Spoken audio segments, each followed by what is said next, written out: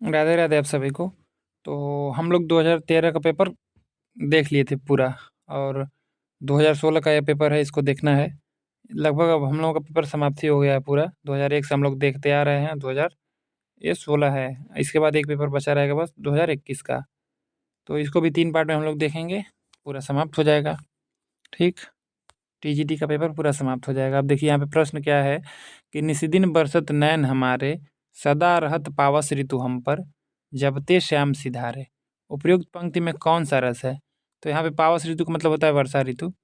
यहाँ पे रस पूछ रहा है, वियोग श्रृंगार और करुण रस, शांत रस, हास्य रस। तो यहाँ पे वियोग श्रृंगार रस होगा। वियोग श्रृंगार रस के 2 भाग होते हैं, एक वियोग श्रृंगार होता है और एक संयोग श्रृंगार होता है। वियोग का मतलब विप्रलम्ब भी होता है। ठीक, वही चीज़ है विप्रलम्ब श्रृंगार। अब यहाँ पे पंक्ति दिया है कि निस्दिन बरसत नयन हमारे, सदा रहत पावस ऋतु हम पर, जबते श्याम सिधारे। इस पंक्ति में वियोग श्रृंगार रस प्रयुक्त है। वियोग या विप्रलम्ब श्रृंगार रस जहाँ एक दूसरे के प्रेम में अनुरक्त नायक नायिका के मिलन के अभाव को विप्रलम्ब श्रृंगार या वियोग श्रृंगार कहा जाता है। यहाँ पे विरह की दशा रहती है। ठीक, और संयोग श्रृंगार में मिलन रहता है। अब उदाहरण इसका देखिए, 3 उदाहरण यहाँ पे दिया है। तो ये दिया है पहला उदाहरण, हे खग हे मृग हे मधुकर श्रेणी, तुम देखी क्या सीता मृग नैनी। तो ये जब रावण आता है, सीता जी को हरण करके ले जाता है, उसके बाद की स्टोरी है कि राम जी घूम घूम के वन में पूछ रहे हैं कि हे खग हे मृग हे मधुकर श्रेणी, तुम देखी क्या सीता मृग नैनी। तो यहाँ पे विरह की बात हो रही है, तो यहाँ पे विप्रलम्ब श्रृंगार हो जाएगा। अब यहाँ पे एक और दिया उदाहरण कि खंजन सुख कपोत मृग मीना, मधुर निकट कोकिला प्रवीणा। यहाँ पे भी कौन सा है? विप्रलम्ब श्रृंगार है। और ये देखिए तीसरा है, मधुवन तुम कत रहत हरे। ये जो है पंक्ति, ये ली गई है किससे? भ्रमर गीत से ली गई है। मधुवन जब आए हैं, वो कौन? श्री कृष्ण किसको भेजे थे? उद्धव को भेजे थे ना, तो वो आए हैं तो उन्हीं को गोपियाँ सुना रही हैं। मधुवन तुम कत रहत हरे, विरह वियोग श्याम सुंदर के ठाढ़े क्यों न जरे। तो यहाँ पे जो गोपियाँ हैं ये कह रही हैं कि मधुवन को कह रहे हैं कि तुम इतने हरे भरे कैसे रह लेते हो। हम लोग तो श्री कृष्ण के वियोग में एकदम वियोग में परेशान रहती हैं, लेकिन तुम इतने हरे क्यों रहते हो? उसी को कह रहे हैं कि विरह वियोग श्याम सुंदर के ठाढ़े क्यों न जरे, क्यों नहीं तुम भी सूख जाते हो। ठीक, तो यहाँ पे विरह वियोग श्रृंगार है। अब देखिए आगे, जसोदा हरि पालने झुलावे, हलरावे दुलराय मल्हावे, जाय सोई कछु गावे। तो उपयुक्त पंक्ति में कौन सा रस है? ठीक, तो यहाँ पर रस पूछ रहा है, इसमें कौन सा है? अद्भुत रस होगा कि वात्सल्य रस होगा कि रौद्र रस होगा कि भयानक रस होगा? तो यहाँ पे वात्सल्य रस होगा। ठीक, वात्सल्य रस, पुत्र या पुत्री विषय प्रेम रहता है तो यहाँ पे वात्सल्य रस हो जाता है। तो ये पंक्ति दिया है, इस पंक्ति में वात्सल्य रस का प्रयोग हुआ है। यह रस छोटे बच्चों के सौंदर्य, उनकी चेष्टाओं आदि को देखकर मन में जो स्नेह भाव उत्पन्न होता है, उसी से वात्सल्य रस निष्पन्न होता है। तो हिंदी में वात्सल्य रस का सम्राट किसे कहा जाता है? सूरदास को कहा जाता है। इसका स्थायी भाव शुद्ध स्नेह अथवा पुत्र पुत्री स्नेह वत्सलता है। अब इसका एक और उदाहरण दिया है यहाँ पे कि किलकत कान घुटरुनी आवत, मणिमय कनक नंद के आंगन, बिंब पकड़िबे धावत। तो श्री कृष्ण भगवान क्या है? किलकत कान घुटरुनी आवत, अपने घुटनों के बल चल रहे हैं, छोटे बच्चे जैसे चलते हैं। मणिमय कनक नंद के आंगन, मतलब कि नंद बाबा के आंगन में ये अपने बिंब को पकड़ने के लिए धावत, मतलब कि अपने बिंब को पकड़ रहे हैं। ठीक ना, तो यहाँ पे भी वात्सल्य रस हो रहा है। अब देखिए आगे, तीसरा नंबर प्रश्न है, इनमें से किस बोली का बिहारी हिंदी से संबंध नहीं है? तो बिहारी हिंदी में 3 बोलियाँ आती हैं। तो ऑप्शन क्या दिया है? अवधी, मगही, भोजपुरी, मैथिली। तो बिहारी हिंदी में 3 बोलियाँ आती हैं, भोजपुरी है, मगही है और मैथिली है। तो अवधी, बघेली, छत्तीसगढ़ी ये पूर्वी हिंदी में आती हैं। ठीक, देखिए बिहारी हिंदी मागधी अपभ्रंश की उपभाषा है। ये भी ध्यान देना है कि ये मागधी अपभ्रंश से बिहारी हिंदी निकली है और अर्धमागधी से पूर्वी हिंदी। बिहारी हिंदी मागधी अपभ्रंश की उपभाषा है, जिसके अंतर्गत भोजपुरी, मगही, मैथिली बोलियाँ आती हैं, जबकि अवधी, बघेली तथा छत्तीसगढ़ी पूर्वी हिंदी की बोलियाँ हैं जो अर्धमागधी अपभ्रंश के अंतर्गत आती हैं। अब देखिए मगही किस प्रदेश की बोली है? मगही किस प्रदेश की बोली है पूछ रहा है। मध्य प्रदेश की है कि बिहार की है कि राजस्थान की है कि छत्तीसगढ़ की है? तो इसको मगही, मैथिली, भोजपुरी बिहारी हिंदी में आती है, तो बिहारी हिंदी इसलिए कहा गया है क्योंकि बिहार में बोली जाती है। मगही बिहार राज्य में बोली जाती है। मगही भोजपुरी तथा मैथिली बिहार हिंदी की बोलियाँ हैं। ठीक, बिहारी हिंदी की बोलियाँ हैं जो मगधी अपभ्रंश के अंतर्गत आती हैं। अब देखिए 5वां नंबर प्रश्न, सिंधी भाषा का विकास अपभ्रंश की किस बोली से माना गया है? तो सिंधी भाषा का विकास किस अपभ्रंश से माना गया है? ये सब प्राचीन अपभ्रंश है, पैशाची अपभ्रंश है, मागधी अपभ्रंश है, अर्धमागधी अपभ्रंश है। तो मागधी से तो बिहारी हिंदी का हुआ है, अर्धमागधी से पूर्वी हिंदी का, तो ये ब्राचड़ से हुआ है सिंधी का। सिंधी भाषा का विकास ब्राचड़ अपभ्रंश से माना जाता है। भारत में सिंधी अब नागरी लिपि में भी लिखी जाती है। सिंधी की अपनी प्राचीन लिपि लंडा है। देखिए ये चीज़ ध्यान देना है कि भारत में सिंधी अब नागरी लिपि में भी लिखी जाती है और पाकिस्तान में अभी उर्दू में भी लिखी जाती है। समझ में आ रहा है ना? यहाँ पे उर्दू का मतलब अरबी लिपि में लिखी जाती है, उर्दू में नहीं लिखी जाती है। ठीक, सिंधी भाषी लोग गुरमुखी लिपि का भी प्रयोग करते हैं। पाकिस्तान में सिंधी भाषा अरबी लिपि में लिखी जाती है। ठीक, तो ये चीज़ ध्यान देना कि पाकिस्तान में अरबी लिपि में लिखी जाती है। अब देखिए, हिंदू मग पर पाँव न राखें, ये 6वां नंबर प्रश्न है। का बहुते हैं जो हिंदी भाखें, ये वाक्य पंक्तियाँ किस बोली में हैं? तो ये पंक्ति जो है नूर मोहम्मद की है, लेकिन किस बोली में है यही पूछ रहा है। ठीक, ब्रज में है कि भोजपुरी में है कि अवधी में है कि बुंदेली में है? तो ये अवधी में है। जानत है वह सिरजनहारा जो किछु है मन मरम हमारा, हिंदू मग पर पाँव न राख्यों का जो बहुते हिंदी भाख्यों। तो ये नूर मोहम्मद की है पंक्ति। यह अवधी भाषा में लिखी प्रसिद्ध पंक्तियाँ सूफी का परंपरा के प्रसिद्ध एवं अंतिम कवि नूर मोहम्मद द्वारा लिखित अनुराग बांसुरी में वर्णित हैं 1764। तो ये पूछ लेता है कि किस में की है, किस ग्रंथ की पंक्तियाँ हैं? तो ये अनुराग बांसुरी से है। ये भी ध्यान देना है कि अनुराग बांसुरी से है। इसका डेट है 1764। ठीक, नूर मोहम्मद की अन्य कृतियाँ इंद्रावती, ये 2 रचनाएं की है, इंद्रावती अनुराग बांसुरी। इसका डेट एकदम ध्यान रखना है। तो फारसी भाषा में लिखित रौजतुल हकायक नामक ग्रंथ है, ये भी ध्यान देना है। ठीक है, अब देखिए इनमें से कौन सा पश्च स्वर है? तो ये अग्र स्वर, पश्च स्वर, मध्य स्वर होते हैं ना, उनमें से पूछ रहा है कि कौन सा पश्च स्वर है। तो ऑप्शन क्या दिया है? आ, ई, ये इसको मूल स्वरी कहा जाता है, और दीर्घ स्वरी और मूल स्वर अ है। तो इसमें जो आ है ये पश्च स्वर है। ठीक, जीव के प्रयोग के आधार पर स्वरों के को 3 भागों में बांटा गया है। ये भी प्रश्न बन सकता है कि जीव के प्रयोग के आधार पर स्वरों को कितने भागों में बांटा गया है? तो 3 भागों में बांटा गया है, अग्र स्वर, मध्य स्वर और पश्च स्वर। तो अग्र स्वर, जिन स्वरों के उच्चारण में जीव का अग्र भाग काम करता है। तो इसमें अग्र स्वर में कौन कौन आएंगे? 4, मूल स्वरी, दीर्घ स्वरी, ए और ऐ। ठीक, ई ए, ये स्वर अग्र स्वर में आएंगे। इसको याद करना पड़ेगा, हम लोग वर्णमाला पढ़ रहे हैं ना, तो उसमें देखा जाएगा। ध्वनि पढ़ रहे हैं तो उसमें आएगा ये।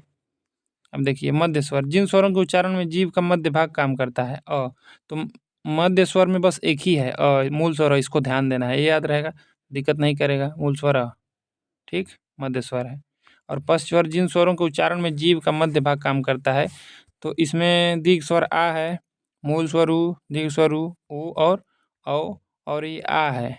ठीक ना, ये दूसरा वाला है, डॉक्टर वाला, डॉक्टर जैसे लिखा जाता है तो उसमें आ रहता है, वो वाला है। तो इसको ध्यान देना कि पश्च स्वर है। निम्नलिखित में से कौन देशज शब्द है? देशज शब्द कौन है जिनकी उत्पत्ति का पता नहीं चलता है? खिड़की होगा कि मित्र होगा कि कालीन होगा कि रेल होगा? तो यहाँ पे खिड़की जो शब्द है ये देशज शब्द है। ठीक, खिड़की कैसा शब्द है? देशज शब्द है। ठीक, तो यहाँ पे देखा जाए खिड़की जो शब्द है देशज शब्द है, जबकि मित्र तत्सम शब्द है। कालीन उर्दू का शब्द है। ये कालीन को ध्यान देना है कि ये उर्दू का शब्द है। ठीक है, नहीं, कालीन उर्दू का शब्द नहीं है, यहाँ पे गलत लिखा है। कालीन और उर्दू जो है ये तुर्की शब्द हैं। कालीन है और यहाँ पे कामा रहना चाहिए उर्दू, ये जो है तुर्की शब्द है। रेल अंग्रेजी का शब्द है, तो पता ही होगा।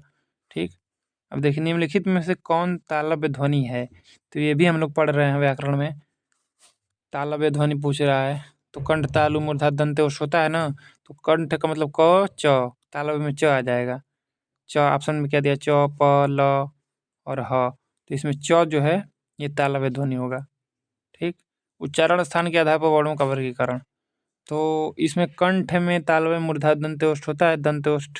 तो इसमें कौन कौन है, किससे किसका उच्चारण होता है यहाँ पे दिया है? तो कंठ से क, ख, ग, घ, अंग, क वर्ग और अ, आ, ह, अ।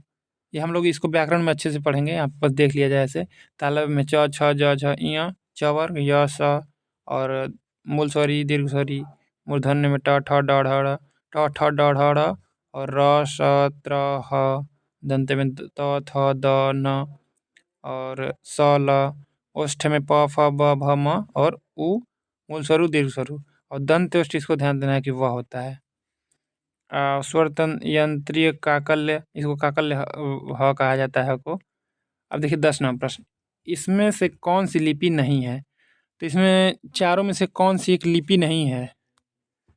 अरबी लिपि नहीं है कि गुरुमुखी नहीं है, देवनागरी नहीं है, अंग्रेजी नहीं है। तो ये जो अरबी लिपि है ये होती है, ठीक, गुरुमुखी लिपि भी होती है, देवनागरी भी होती है, ये अंग्रेजी लिपि नहीं है, भाषा है। और इसकी लिपि क्या होती है? अंग्रेजी की रोमन, ठीक, अंग्रेजी भाषा है, इसकी लिपि रोमन लिपि है।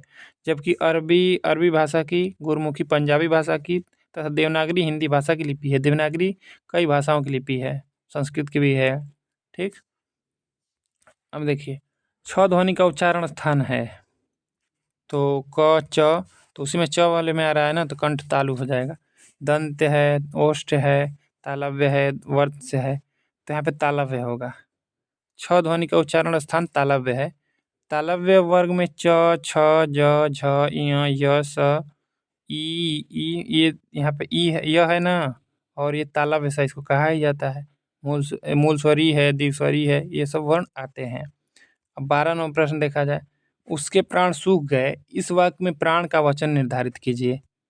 तो यहाँ पे प्राण का वचन पूछ रहा है, तो ये कुछ शब्द ऐसे होते हैं जो हमेशा बहुवचन में होते हैं, जैसे प्राण हो गया, ठीक, हमेशा बहुवचन में रहता है। एक वचन ऑप्शन क्या दिया है? एक वचन, बहुवचन, द्विवचन, इनमें से कोई नहीं, तो यहाँ पे बहुवचन हो जाएगा। प्राण में क्या है? यहाँ पे बहुवचन है। सज्जन का संधि विच्छेद क्या होगा? सज्जन का संधि विच्छेद क्या होगा? सद धन जन, सत धन जन, सत धन जन, यहाँ पे बस हलंत लगा दिया, जान लिखा है यहाँ पे, सज धन जन, तो यहाँ पे सत धन जन, ये वाला जो है हलंत यहाँ पे लगा रहेगा, मतलब कि इसमें से अ निकल गया है, और जन, सज्जन, ये हो जाएगा, ठीक। तो इसमें व्यंजन संधि हो जाएगी। सत धन जन, सज्जन, व्यंजन संधि यदि अघोष व्यंजन के पश्चात, तो घोष हम बताए हैं कि व्याकरण पढ़े हम लोग कि घोष 3, 4, 5 होता है, ठीक। तो अघोष में 1, 2 बचेगा। तो व्यंजन के पश्चात ल और कुछ परिस्थितियों में ज आए तो अघोष व्यंजन भी ल ज में परिवर्तित हो जाता है। जैसे उल्लास का है उत धनलास, उल्लास, उत धनलेख उल्लेख, तत् धनलीन तल्लीन, ठीक, ये नियम है। ऋण मुक्त शब्द में कौन सा समास है? तो यहाँ पे ऋण मुक्त पूछ रहा है, इसमें कौन समास है? संबंध तत्पुरुष होगा कि संप्रदान तत्पुरुष होगा कि अधिकरण तत्पुरुष होगा कि अपादान तत्पुरुष होगा? तो यहाँ पे अपादान तत्पुरुष होगा, क्योंकि अलग होने के अर्थ में होता है ना, अलग होने के अर्थ में, चाहे कुछ ऋण में भी होता है, ठीक, ऋण से मुक्त हो रहा है यहाँ पे ना, ऋण से मुक्त, तो यहाँ पे अपादान तत्पुरुष हो जाएगा। ऋण मुक्त शब्द में अपादान तत्पुरुष समास होता है। ऋण मुक्त अर्थात ऋण से मुक्त, जिस शब्द में कारक चिन्ह से, यहाँ पे से 2 जगह होता है, कर्ण से भी होता है लेकिन अपादान से भी होता है, तो से अलगाव के लिए जहाँ पे होता है वहाँ अपादान तत्पुरुष समास पाया जाता है। और ये शब्द पता ही होगा, संबंध का कि, और अधिकरण में पर, संप्रदान के लिए, ठीक।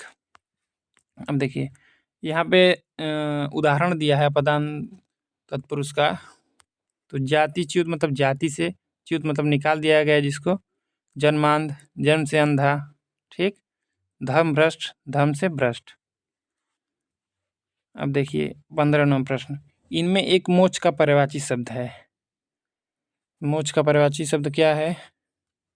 निर्वाण होगा कि दशा होगा कि गति होगा कि चाल होगा? तो यहाँ पे निर्वाण जो है ये मोक्ष का पर्यायवाची शब्द है, निर्वाण की प्राप्ति होता है ना। मोक्ष का पर्यायवाची शब्द निर्वाण है, इसके अन्य पर्यायवाची शब्द मुक्ति, छुटकारा आदि भी होते हैं। अब देखिए 16वां प्रश्न, चरम शब्द का समभिन्नार्थक क्या है? तो चरम शब्द का समभिन्नार्थक क्या होगा पूछ रहा है। चरम होगा कि चमड़ा होगा कि चित्र होगा कि अंतिम होगा? तो यहाँ पे चरम दिया है, ठीक, ये हमको यहाँ पे प्रश्न समझ में नहीं है, चरम शब्द का समभिन्नार्थक क्या होगा? तो अर्थ तो चरम का अर्थ तो चमड़ा भी हो जाएगा, लेकिन यहाँ पे चरम को माना है, ठीक, चर्म शब्द का समभिनार्थक शब्द चर्म है। चर्म शब्द का अर्थ चमड़ा तथा चर्म चर्म शब्द का अर्थ सबसे अधिक है। ठीक, तो समभिनार्थक पूछा है, मतलब कि ऐसा ही एक शब्द जिसका अर्थ दूसरा हो लेकिन इसी की तरह कहने पे इसी की तरह हो। तो चरम है ना, ये इस चरम की तरह ही लग रहा है, लेकिन इसका अर्थ अलग होगा, चरम का अलग अलग अलग होगा अर्थ। चरम का मतलब चमड़ा हो जाएगा और चरम का मतलब सबसे अधिक। ठीक, अब देखिए, खाक में मिलाना मुहावरे का सही अर्थ है। तो लोग बात बात में कहते हैं ना कि खाक में मिला देंगे, तो इसका अर्थ पूछ रहा है। तो सबको पता होगा, ये तो सब तोड़ देना, कीचड़ में मिला देना, नष्ट कर देना, हानि पहुंचाना। तो खाक में मिला देना मतलब नष्ट कर देना। ठीक, खाक में मिलाना मुहावरे का अर्थ नष्ट कर देना होता है। अब देखिए 18 नंबर प्रश्न, इनमें से कौन सी कालिदास की दूसरी रचना है? तो ये अब संस्कृत साहित्य में आ गया, कालिदास की दूसरी रचना पूछ रहा है। तो ये रघुवंशम है। रघुवंशम तो महाकाव्य है। अभिज्ञान शाकुंतलम है, नाटक है। 10 रूपक इनकी रचना ही नहीं है। प्रतिमा नाटक इनकी रचना ही नहीं। तो इनकी कालिदास की दूसरी रचना पूछ रहा है, तो यहाँ पे अभिज्ञान शाकुंतलम को माना है। ठीक, यही होगा। तो अभिज्ञान शाकुंतलम इनका नाटक है और इसमें 7 अंक हैं। ठीक, और रघुवंशम महाकाव्य है, इसमें 19 सर्ग हैं। और एक और है इनका, रघुवंशम के अलावा भी एक है। ठीक, हाँ, रघुवंशम के अलावा जो है उसका कुमार संभवम है, तो उसमें भी 17 सर्ग है। यहाँ पे देखिए नीचे एक्सप्लेनेशन दिया है अच्छे से। अभिज्ञान शाकुंतलम कालिदास द्वारा रचित द्वितीय नाटक है। यह 7 अंकों का नाटक है। इसका उपजीव्य पद्म पुराण एवं यह श्रृंगार रस प्रधान कृति है। इसको भी ध्यान देना है कि इसका उपजीव्य क्या है, पद्म पुराण है, और ये श्रृंगार रस प्रधान कृति है। इसे कालिदास का सर्वश्रेष्ठ नाटक माना जाता है। ये भी मोस्ट इम्पॉर्टेंट है कि कालिदास का सर्वश्रेष्ठ नाटक कौन है, तो यही है। ठीक, अभिज्ञान शाकुंतलम, जिसमें 7 अंक है। रघुवंशम कालिदास द्वारा रचित महाकाव्य है, जबकि प्रतिमा नाटक, यहाँ पे प्रतिमा रहेगा, प्रतिमा नाटक भास का तथा 10 रूपक ध्वनि विरोधी आचार्य धनंजय द्वारा लिखित ग्रंथ है। ठीक, 10 रूपक किसका है, धनंजय का है, जो ध्वनि विरोधी आचार्य है। अब देखिए 19वां प्रश्न, मालती माधव किसकी रचना है? मालती माधव भट्ट गोपाल की है कि भवभूत की है कि श्रीहर्ष की है कि दंडी की है? तो ये मालती माधव और महावीर चरितम और उत्तराम चरितम, ये सब किसकी रचनाएं? भवभूत की हैं। मालती माधव में 10 अंक है, ये श्रृंगार प्रधान रचना है। महावीर चरितम एक है, ठीक, तो वो वीर रस प्रधान है। और उत्तम रामचरितम वो श्रृंगार का है, करुण रस प्रधान रचना है। ठीक, सबसे फेमस उनकी वही है, उत्तर रामचरितम। तो ये मालती माधव किसकी रचना है? भवभूत की है। मालती माधव भवभूत द्वारा रचित श्रृंगार रस प्रधान 10 अंक वाला ग्रंथ है। भवभूति दक्षिण भारत पदमपुर के मूल निवासी थे, जबकि रत्नावली, नागानंदम, प्रियदर्शिका तथा नरसिंह चरितम आदि श्रीहर्ष की रचना है। यहाँ पे देखिए गलत हमेशा कर देता है, ये श्रीहर्ष को और हर्ष को एक ही मिला देता है। ये रत्नावली, नागानंद और प्रियदर्शिका ये हर्षवर्धन की रचना है, और नरसिंह चरितम ये श्रीहर्ष की रचनाएं हैं। ठीक, 10 कुमार चरित काव्यदर्श, तो 10 कुमार चरित एक है, ये दंडी की रचना है, ये भी काव्यदर्श भी है। अवंती सुंदर कथा, कला परिच्छेद तथा द्विसंधान काव्य, ये सब दंडी की रचना है। अब देखिए 10 कुमार चरितम किसकी रचना है, उसी में से पूछ लिया। 10 कुमार चरित कालिदास की है कि दंडी की है कि भवभूत की है कि भास की है? तो यहाँ पे सी दिया होगा, गलत दिया है। भवभूत क्या, यहाँ पे होगा दंडी की रचना है 10 कुमार चरित। 10 कुमार चरित भवभूत द्वारा, यहाँ पे देखिए गलत एक्सप्लेनेशन भी दिया है, छोड़िए इसको। रामू घर से निकला, इस वाक्य में घर से में कौन सा कारक है? तो कारक पूछ रहा है यहाँ पे। करण कारक होगा कि अपादान कारक होगा कि कर्ता कारक होगा कि संप्रदान कारक होगा? तो कर्ता ने कर्म को करण से, तो करण से होता है, अपादान से भी से होता है, लेकिन यहाँ पे अलगाव के लिए होता है। तो ये घर से निकला ना, तो अलग हो रहा है। ठीक, यहाँ पे कर्ता ने कर्म को होता है, कर्ता ने होता है, संप्रदान के लिए होता है, तो अपादान हो जाएगा यहाँ पे। ठीक, सबका जानना चाहिए कि किसका क्या होता है चिन्ह। रामू घर से निकला, इस वाक्य में घर से में वाक्य में अपादान कारक का प्रयोग हुआ है। अपादान का अर्थ है अलग होना। अपादान का अर्थ ही होता है अलग होना। जिस संज्ञा अथवा सर्वनाम से किसी वस्तु का अलग होना ज्ञात हो, उसे अपादान कारक कहते हैं। इसका कारक चिन्ह से अलगाव के अर्थ में बोध होता है। अब यहाँ पे दिया है इसका उदाहरण, और वृक्ष से पत्ता गिरता है, यहाँ पे पत्ता गलत लिखा है, पत्ता। ठीक, वृक्ष से पत्ता गिरता है, तो यहाँ पे पत्ता जो है ये अलग हो रहा है वृक्ष से, यहाँ पे पत्ता लग रहा है सही ही लिखा है, हम लोग ऐसे पढ़ते आ रहे हैं पत्ता ये रहता है, वही चीज़ है लग रहा है। ठीक, तो यहाँ पे लिखा है कि वृक्ष से पत्ता गिरता है, तो यहाँ पे वृक्ष से अलग हो जा रहा है पत्ता, हिमालय से गंगा निकलती है तो हिमालय से निकल रही हैं, अलग हो रही हैं, घुड़सवार घोड़े से गिरता है तो ये भी गिर रहा है, अलग हो रहा है, तो यहाँ पे अपादान कारक हो जाएगा सब में। गठरी शब्द है, गठरी शब्द है, स्त्रीलिंग है, पुल्लिंग है, विधिलिंग है, नपुंसक लिंग है। तो गठरी बहुत भारी होती है ना, भारी होता नहीं है, तो गठरी स्त्रीलिंग शब्द है। गठरी शब्द स्त्रीलिंग होता है, स्त्री जाति का बोध कराने वाले संज्ञा शब्दों को स्त्रीलिंग कहते हैं। अत्याचार शब्द में कौन सी संधि है? तो यहाँ पे संधि पूछ रहा है, दीर्घ संधि होगी कि यड़ संधि, गुण संधि, की वृद्धि संधि। तो ई का यह होता है, उ का वह होता है, किसमें होता है? यड़ संधि में। तो यहाँ पे कौन सी संधि हो जाएगी? यड़ संधि हो जाएगी। अति धन आचार, तो यहाँ पे ती में ई जुड़ा हुआ है ना, इसका यह हो जा रहा है, तो अत्याचार यड़ संधि। यदि ई मूल स्वरी है या दीर्घ स्वरी के पश्चात ई या ई को छोड़कर कोई और असवर्ण स्वर हो तो ई या ई के स्थान पर यह हो जाता है। ठीक, तो यहाँ पे ई या ई के स्थान पर देखिए, यहाँ पे लिखा है ना कि यदि ई या ई के पश्चात ई या ई को छोड़कर कोई और स्वर हो, असमान जैसे स्वर हो, तो वहाँ पे स्वर हो तो यहाँ पे ई या ई के स्थान पर यह हो जाता है। ठीक, जैसे दिया है अति धन आनंद, अत्यानंद, नदी धनामुख, नद्यामुख। अब 24वां प्रश्न देखा जाए, उत्तर दक्षिण में कौन सा समास है? समास से भी कई प्रश्न बन गया है, देख लीजिए। लगभग तीन हम तो देख ही लिए, ऊपर 3 बन गया। उत्तर दक्षिण में कौन सा समास से पूछ रहा है? बहुब्रीहि होगा कि द्वंद्व होगा कि अव्ययी भाव होगा कि द्विगु होगा? तो उत्तर दक्षिण में कौन समास होगा? द्वंद्व होगा, दोनों पद प्रधान होता है। उत्तर दक्षिण शब्द में द्वंद्व समास है, द्वंद्व का अर्थ है जोड़ा या युग्म, ये भी ध्यान देना है कि द्वंद्व का अर्थ होता है जोड़ा या युग्म। भाषा में कई युग्म शब्द होता है, उनका विग्रह करने पर और अथवा या लगता है, दोनों शब्दों की प्रधानता एक समान होती है, यहाँ पे दोनों पद प्रधान होते हैं, वही चीज़ है। और ये बहुब्रीहि पता ही है कि इसमें अन्य अर्थ प्रधान होता है, अव्ययी भाव। ठीक, और द्विगु इसमें संख्यावाची होता है, अव्ययी भाव में पहला पद प्रधान होता है, उपसर्ग लगा रहता है। अब 25 नंबर देखिए, रामः रावणम ममार में कौन सा लकार है? तो लिट लकार होगा कि लंग लकार होगा कि लेट लकार होगा कि लट लकार होगा? तो संस्कृत पे हमको विश्वास उतना नहीं है कि आप इसमें सही भी, उतना इसमें कन्फ्यूजन है हमको भी। यहाँ पे लिट लकार दिया है, ठीक, इसको देख लीजिएगा आप लोग। रामः रावणम ममार वाक्य में लिट लकार का प्रयोग होता है।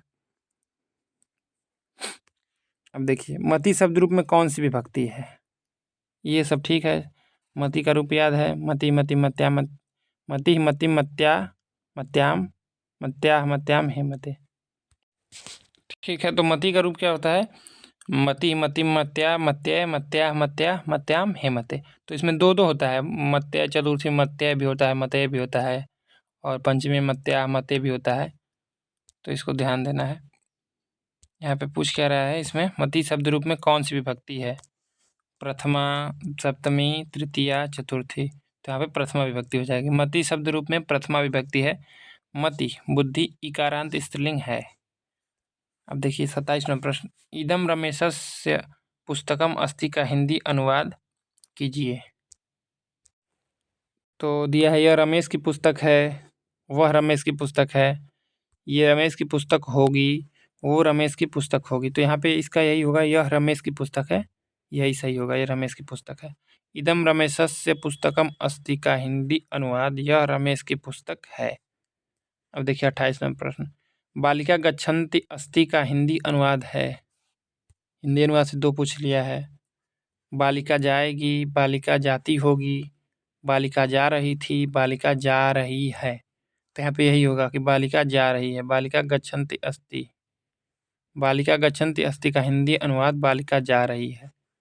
ठीक, संस्कृत को भी पढ़ना है, इसको छोड़ना नहीं है, क्योंकि संस्कृत से भी प्रश्न आता है, ज़्यादातर रूप याद नहीं रहता है तो उसमें गलत हो जाता है, और याद करने में ज़्यादा उसको मेहनत करना भी नहीं है, बस लोग याद नहीं करते हैं। अब देखिए, सूफी साधना के 4 पड़ाव में इनमें से कौन सा नहीं है? तो सूफी साधना में 4 पड़ाव हैं, शरीयत, तरीक़त, ये मलकत नहीं है, मारिफत भी है। तो यहाँ पे शरीयत, तरीक़त, मारिफत, हकीकत ये सब है ना, मलकत नहीं है। सूफी सिद्धांत में इश्क हकीकी साधना तक पहुँचने के लिए साधक को 4 चरण एवं अवस्थाओं से गुजरना पड़ता है। तो शरीयत, तरीक़त, हकीकत, मार्फत ये सब है। इसका क्रम भी पूछ लेता है तो स, त, हम याद कर लेना है। स, त, ये ह और म। शरीयत, तरीक़त, मारिफत और सतह मतलब शरीयत, तरीक़त, हकीकत, मार्फत। ये इसमें कन्फ्यूजन रहता है, हकीकत कब पहले आता है, कभी कभी मार्फत पहले आता है। तो इसमें ध्यान देना है। शरीयत का मतलब होता है कि धर्म ग्रंथों का विधि निषेध, तरीक़त मतलब हृदय की शुद्धता, और हकीकत का मतलब भक्ति उपासना से सत्यबोध। सिद्धावस्था, मार्फत का मतलब सिद्धावस्था या आत्मा परमात्मा मिलन। तो मार्फत लास्ट में ही रहेगा। ठीक, अब देखिए कुआनो नदी इनमें से किस कवि की कृति है? कुआनो नदी और गर्म हवाएं सब किसकी रचना है? सर्वेश्वर दयाल सक्सेना, शमशेर बहादुर सिंह, कुंवर नारायण, कीर्ति चौधरी। तो ये सर्वेश्वर दयाल सक्सेना की कृति है। ठीक, कुंवर नारायण को आत्मजयी व्यास मिला है। अब देखिए कुआनो नदी 1978। नई कविता के हस्ताक्षर, प्रमुख हस्ताक्षर सर्वेश्वर दयाल सक्सेना की है। इनकी अन्य कृतियां हैं काठ की घंटियां, ठीक, बांस का पुल, एक सूनी नाव, गर्म हवाएं, जंगल का दर्द, खूटियों पर टंगे लोग, और ये है क्या कहकर पुकारो, कोई मेरे साथ चले, ठीक, मेघ आए आदि काव्य संग्रह है। एक चीज इसमें ध्यान देना है कि ये सर्वेश्वर दयाल सक्सेना की जो खूंटियों पर टंगे लोग हैं, इस पे इनको साहित्य अकादमी मिला है। ठीक, खूंटियों पर टंगे लोग, इस पे इनको साहित्य अकादमी मिला है। और देखिए नाथ संप्रदाय के प्रवर्तक इनमें कौन थे? तो नाथ संप्रदाय था ना आदिकाल में, तो इसके प्रवर्तक पूछ रहा है। गोरखनाथ, महानाथ, चारपटनाथ, नेमिनाथ। तो इसके प्रवर्तक कौन थे? गोरखनाथ थे। गोरखनाथ को नाथ संप्रदाय का प्रवर्तक माना जाता है। इनके गुरु का नाम मत्स्यनाथ था। इनके गुरु का नाम था मत्स्येंद्रनाथ, ठीक, या मच्छंद्रनाथ भी कहा जाता है इनको। गोरखनाथ ने पतंजलि के उच्च लक्ष्य ईश्वर प्राप्ति को लेकर हठ योग का प्रवर्तन किया। हठ योग में ह का अर्थ है सूर्य, ये भी पूछा है प्रश्न। हठ योग में ह का अर्थ क्या है और ठ का अर्थ क्या है? तो ह का मतलब होता है सूर्य तथा ठ का मतलब होता है चंद्रमा। इन दोनों को के योग को ही हठ योग कहते हैं। मिश्र बंधुओं ने गोरखनाथ को हिंदी का प्रथम गद्य लेखक माना है। मोस्ट इम्पॉर्टेंट चीज़ है यहाँ पे कि ये मिश्र बंधु जो थे, ठीक, इतिहास लेखक थे। 3 भाई थे, श्याम सुख गणेश, श्याम बिहारी मिश्र, सुखदेव बिहारी मिश्र, गणेश बिहारी मिश्र। इन्होंने गोरखनाथ को हिंदी का प्रथम गद्य लेखक माना है।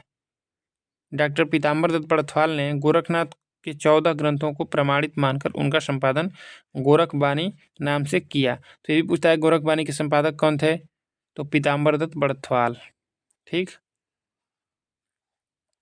सबसे पहले पीएचडी धारक थे ना यही। तो ये गोरखबानी के संपादक कौन किया? पीताम्बर दत्त बड़थवाल। गोरखनाथ का नाथपंथ बौद्धों की वज्रयान शाखा से निकला हुआ माना जाता है। अब देखिए महापुराण के रचनाकार कौन है? तो ये अपभ्रंश साहित्य में है। अपभ्रंश का अब्दुल रहमान, पुष्यदंत, धनपाल, स्वयंभू। तो इसको महापुराण, उत्तर पुराण, आदि पुराण कौन लिखा है? पुष्यदंत। इसका महापुराण का नाम है 63। इसमें 63 महापुरुषों का वर्णन है, ठीक, 63 महापुराण भी कहीं मिलता है। महापुराण के रचनाकार पुष्यदंत हैं। पुष्यदंत द्वारा लिखित 63 महापुरुष गुणालंकार इसका पूरा नाम है। 63 महापुरुष गुणालंकार को ही महापुराण के नाम से जाना जाता है, जिसमें 63 महापुरुषों का जीवन चरित्र वर्णित है। इसमें यहाँ पे चौपाई रहेगा, इसमें चौपाई छंद का प्रयोग हुआ है। पुष्यदंत की हिंदी यहाँ पे को रहेगा। पुष्यदंत को हिंदी का भवभूत कहा जाता है, ठीक। शिव सिंह सेंगर ने पुष्यदंत को भाखा की जड़ कहा है। इनकी प्रमुख रचनाएं 63 महापुरुष गुणालंकार, लय कुमार चरिव, जसहर चरिव। तो ये पुष्पदंत में और शंभु में बहुत कन्फ्यूजन होता है, ठीक ना, कन्फ्यूजन नहीं करना है इसमें। तो ये शिव सिंह सेंगर को ध्यान देना है कि इनको भाखा की जड़ कहे हैं, और हिंदी का प्रथम कवि भी माने हैं इनको शिव सिंह सेंगर, पुष्यपुंड को। तो यही पुष्यपुंड माने जाते हैं। और ये अब्दुल रहमान को अजय प्रसाद द्विवेदी माने हैं। और स्वयंभू को हिंदी का सबसे बड़ा कवि किसी ने कह दिया है, राहुल सांकृत्यायन जी कहे हैं, ठीक। तो इनको अपभ्रंश का वाल्मीकि कहा जाता है। ये पौम चरिव लिखे हैं, ठीक ना। अब देखिए नीचे 32-33 नंबर प्रश्न देखा जाए। रस मंजरी किस कवि की कृति है? केशव दास, भूषण, नंददास, छीत स्वामी। तो रसमंजरी कौन लिखा है? नंददास। ठीक, रसमंजरी नंददास। रसमंजरी एक लघु प्रेमाख्यान काव्य है जो अष्टछाप के सबसे छोटे कवि नंददास द्वारा रचित है। तो अष्टछाप के सबसे छोटे कवि कौन थे? नंददास थे। ठीक, और सबसे बड़े कवि कुंभन दास। अब देखिए अनेकार्थ मंजरी इनकी रचनाएं हैं। अनेकार्थ मंजरी है मान मंजरी, सुदामा चरित, ये नरोत्तम दास की भी रचना है। रूप मंजरी, विरह मंजरी, प्रेम बारह खड़ी, श्याम सगाई, रुक्मिणी मंगल, जानकी मंगल कौन लिखा है? तुलसीदास। अब देखिए भंवर गीत, रास पंचाध्यायी, रास पंचाध्यायी रहीम की भी है। ये सब इसमें कन्फ्यूजन नहीं रहेगा तभी सिलेक्शन होगा, क्योंकि एक जैसी दो रचनाएं रहेंगी तो उसमें कन्फ्यूजन हो जाता है। सिद्धांत पंचाध्यायी तथा दसम स्कंद भाषा आदि नंददास द्वारा रचित ग्रंथ है। रास पंचाध्यायी रोला छंद में लिखा गया है। ये प्रश्न बना है कि रास पंचाध्यायी किस छंद में है? तो रोला छंद में है, इसको ध्यान देना है। वियोगी हरि ने इसे हिंदी का गीत गोविंद कहा है, ये भी ध्यान देना है, मोस्ट इंपॉर्टेंट सब है। यह 5 अध्यायों में विभक्त है। इसे भागवत का स्वच्छंद पद्यानुवाद भी कहा जाता है। हिंदी के समस्त भ्रमर गीतों में नंददास का भंवर गीत दार्शनिक दृष्टि से सर्वश्रेष्ठ है। ये भी मोस्ट इंपॉर्टेंट है कि हिंदी में भ्रमर गीत कई लोग लिखे हैं, तो हिंदी के समस्त भ्रमर गीतों में नंददास का भंवर गीत दार्शनिक दृष्टि से सर्वश्रेष्ठ है। यहाँ से प्रश्न बना होगा, नेट में तो जरूर बनता रहता है सब। और देखिए मृगावती के रचनाकार हैं, मृगावती सूफी साहित्य में आ रहे हैं ना, मंझन, आलम, कुतुबन, मुल्ला दाऊद। तो मृगावती कुतुबन की रचना है। ठीक, मृगावती 1503 ईस्वी। तो ये इनको जो है कुतुबन को रामचंद्र शुक्ल माने हैं कि सूफी साहित्य के प्रथम कवि। ठीक, सूफियों में प्रथम कवि कुतुबन। ठीक ना, मृगावती 1503 ईस्वी की रचना के रचनाकार कुतुबन है। यह अवधी भाषा तथा दोहा चौपाई में लिखी सूफी काव्य परंपरा की प्रमुख ग्रंथ है। आचार्य रामचंद्र शुक्ल इसे सूफी या प्रेमार्गी शाखा का प्रथम कवि या प्रस्तोता मानते हैं। यहाँ पे दे दिया है। कुतुबन चिश्ती वंश के शेख बुरहान के शिष्य, यहाँ पे भी मोस्ट इंपॉर्टेंट चीज़ है कि इनके पूछता है किसके शिष्य थे। तो ये कुतुबन जो थे चिश्ती वंश के शेख बुरहान, ये इनके शिष्य थे और जौनपुर के बादशाह हुसैन शाह के आश्रित कवि थे।